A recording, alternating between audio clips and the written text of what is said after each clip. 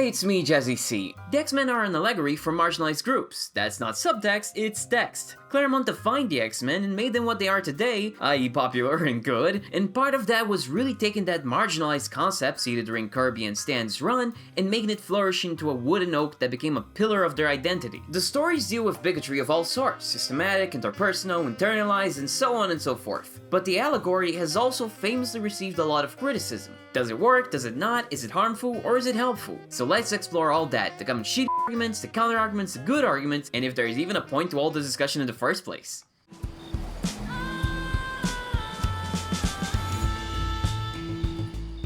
The main argument that people make against the allegory usually goes something like this. Mutants are legitimately dangerous, therefore people have a good reason to fear them, making it a bad analog for real-world marginalized groups who aren't actually dangerous. This line of argument I find very flawed for a number of reasons. Let's deal with the first proposition, because there is a lot going on just there. Most mutants aren't dangerous. We mostly see the crazy powerful ones, but that's because it's a comic book.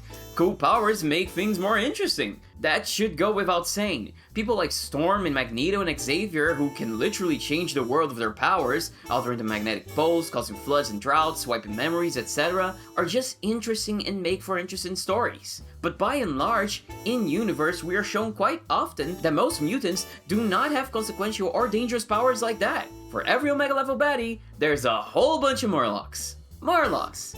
You know, the people whose existence is literally predicated on the idea that not every mutant wins the X genetic lottery, and they aren't the only people in universe used to showcase the concept that most mutants have only minor alterations. We also have individual characters like Beak, Ugly John, Jason Tremont, Goatball, John Xander, and a lot of others, as well as the special class and so on and so forth. Hell, in the comic that depicts the aftermath of the House of M, the event where the Scarlet Witch wiped the X gene from like 90% of mutants, you consistently see people with very minor mutations being talked about. Almost like the issue is implying that's the case for most mutants. Saying we should judge a group of people with different skin colors, as different pigmentation is like a common mutation in panels of background mutants, because some members of their group are dangerous, feels almost like people justifying real-life bigotry. Crazy how that goes, huh? Almost feels like that only ends up strengthening the metaphor. As an addendum here, I thought I'd take a look at the Omega level thing, thinking, oh, maybe Marvel has codified this in a way by saying most mutants are like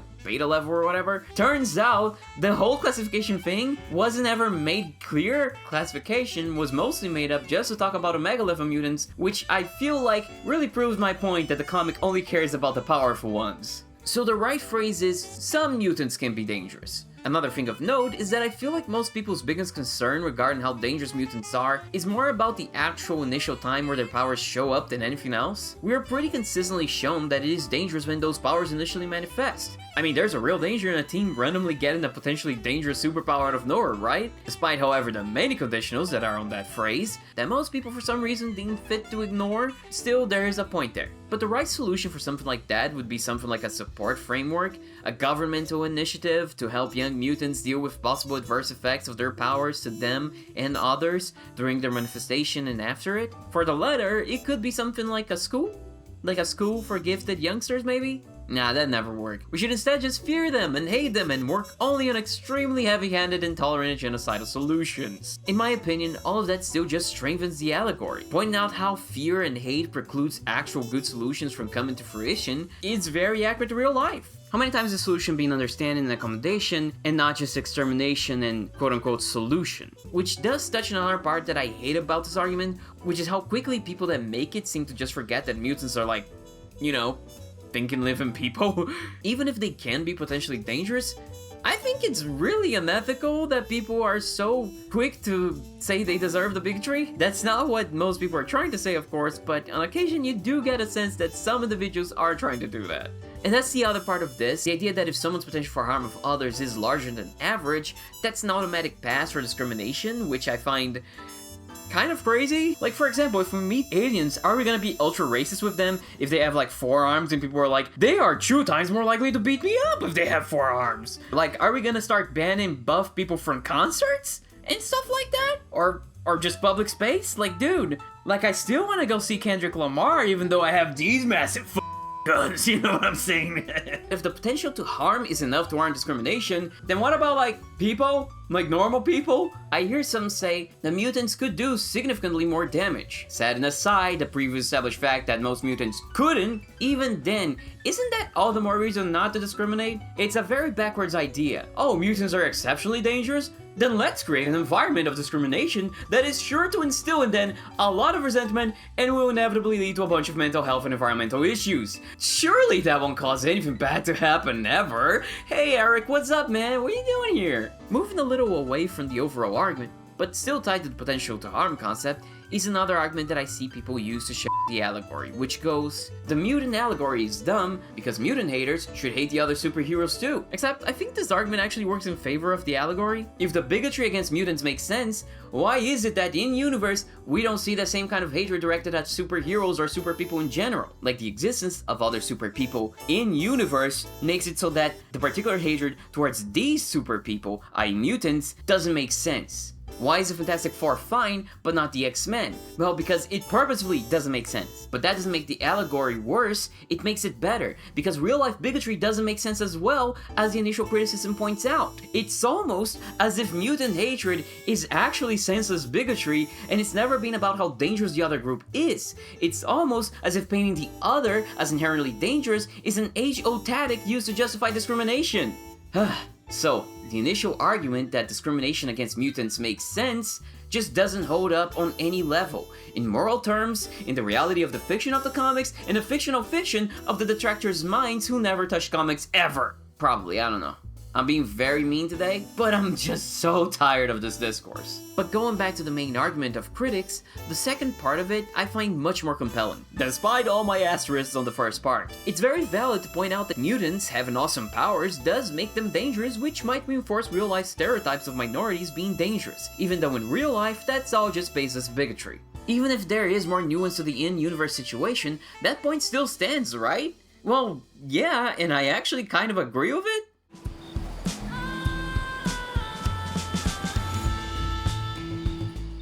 First, for as much as I talk, you can probably find panels or sections of stories that undermine the allegory. Like usually where the X-Men actually fuck up is when they do intersectionality stuff with like real-life minorities and they get lost in the sauce. If we're using this to help real-life minorities, let's not like diminish their struggles by using them as props like this. And like there are other instances where it's just like, wow, very callous. Comics are huge. Hell, X-Men is not just comics even, right? It's movies, games, cartoons. By the nature of its many iterations, of the rotating door of writers, of the sheer weight of decades of storytelling, I have no doubt that you can look and find a dozen examples where the allegory falls apart. Case in point, the mutant kid that killed everyone around them. There is this one comic that depicts a mutant kid that makes organic matter near them combust. So therefore, their mutant power is to just make people around them die. I would like to point out two things. Number one, that is the edgy old Ultimate universe, but people don't even know that much. And two, it is telling that that is pretty much the only example people ever come up with to disprove the allegory, while ignoring all the other times that the allegory does work. It's almost as if the comics are actually pretty good at keeping consistent on the theme by and large. At any rate, my point here is no, the allegory doesn't survive every story. Ever tried to write an allegorical story with fantastical elements? Really easy to undermine yourself on accident. Imagine an X-Men writer wanting to focus on a different aspect of the franchise, like adventure, sci-fi, or maybe they just want to explore the implications of the fantastical ideas of the series. Like the thing with just gaining random powers. This person probably isn't paying attention to the allegory and might on accident undermine it. But to me, that's not a defeat of the theme, but rather the nature of the behemoth the franchise has become. It's unreasonable to ask a series that has been running for decades upon decades, being passed around by dozens and dozens of writers, spanning a variety of media, to always be 100% on point. Even though it mostly is, and it's really silly that it only takes one example to say that the whole thing doesn't work. It's really silly, really dumb, really stupid. And besides that, there are also unfortunate implications that happen when you try to directly fit any minority group into the X-Men slot. Scott can never take his glasses off. If the mutants represent queer people, is the series saying being queer is inherently a bad thing that you have to struggle against, and it isn't just society's bigotry that gives you a hard time as a queer person?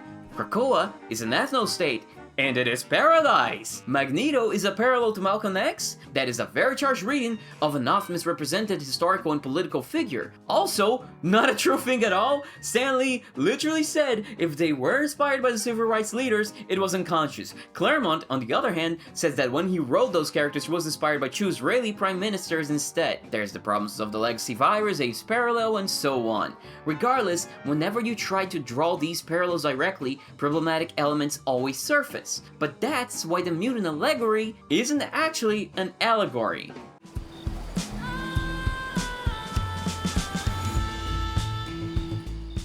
Okay, so in the interest of not playing semantics here, I'm mostly saying it's not an allegory in the way Tolkien used the term. If it seems arbitrary to bring him into this, bear with me, it'll make sense in a second. Tolkien famously said, "I cordially dislike..."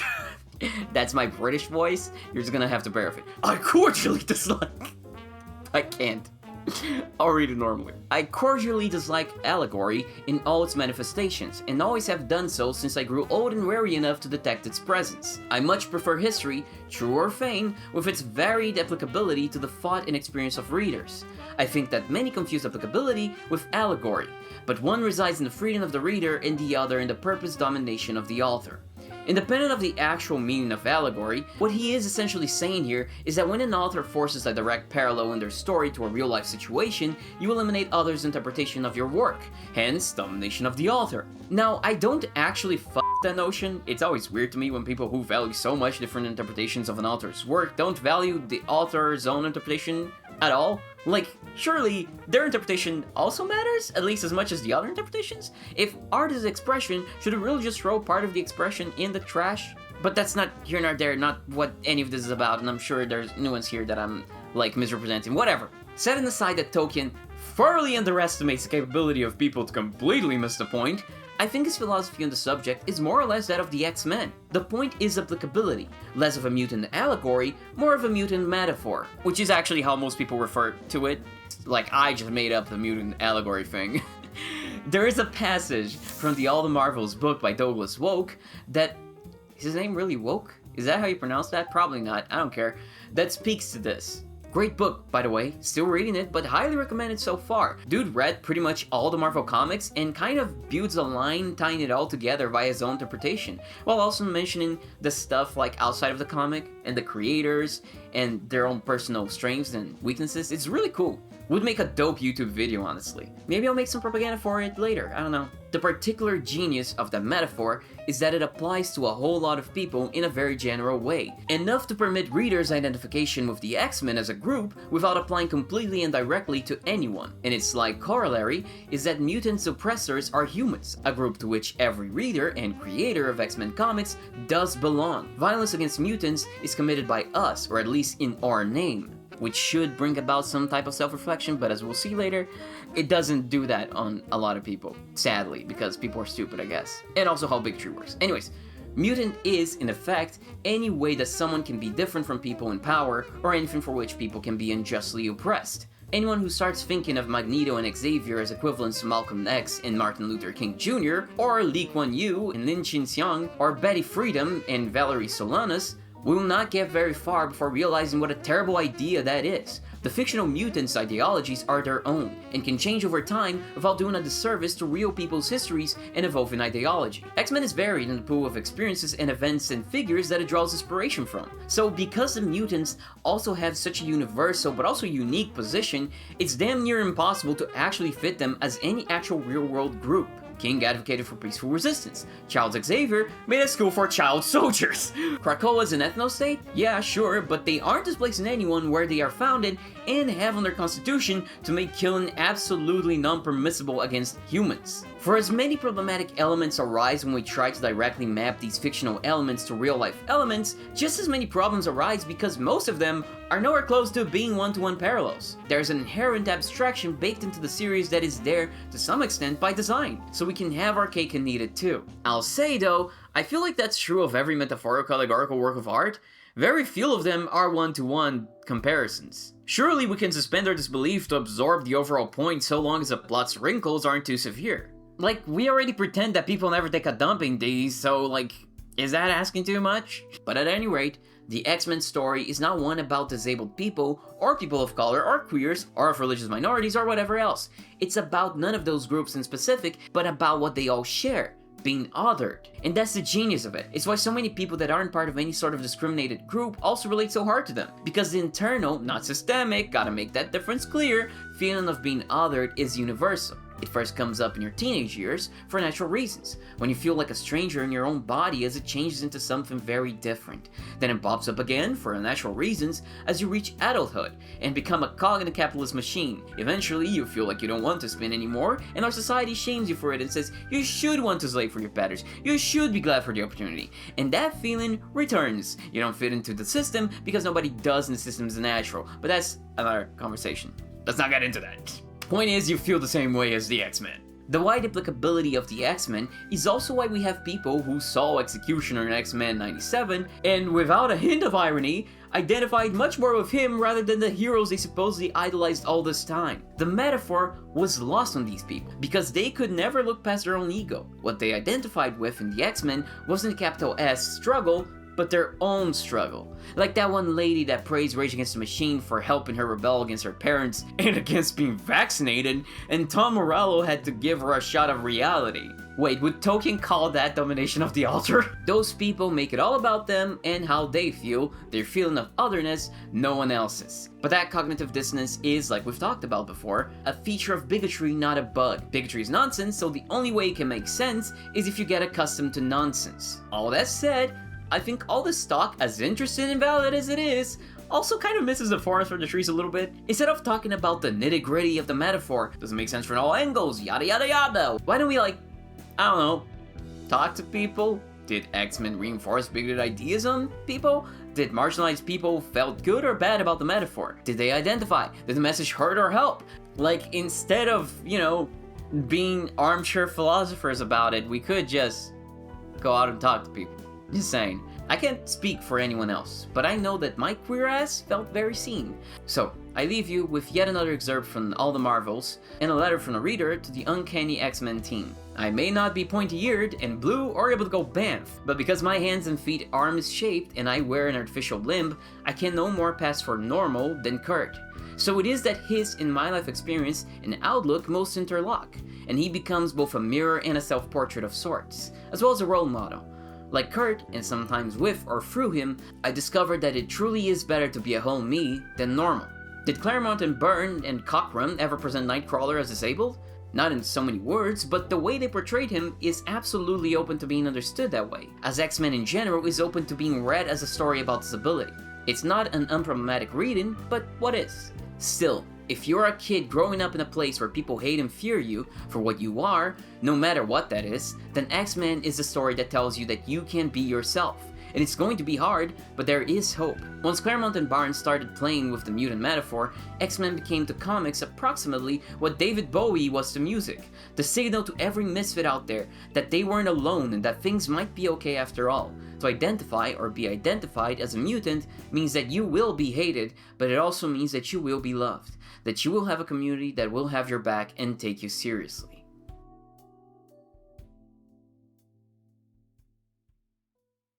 It's okay to criticize when stuff falls short, doubly so when it comes to stuff that touches on the vulnerable members of our communities, but some of y'all, so lazy and intellectually dishonest. Mutant racist makes sense because you were just scared of mutants and they could kill people. That's how you sound like. I gotta remove that, that's too aggressive. Darkseid, you are part of God's plan. Light cannot exist without the dark. And Darkseid's like, I don't want to be a part of God's plan. I want to kill. Diana lost her people, the Amazons, and is raised in hell alone. Superman never gets to have his Kansas childhood, being forced to see his family and planet die and come to Earth already as a teen. And Bruce? Well, they took away his money. I know he really got the short end of the stick there,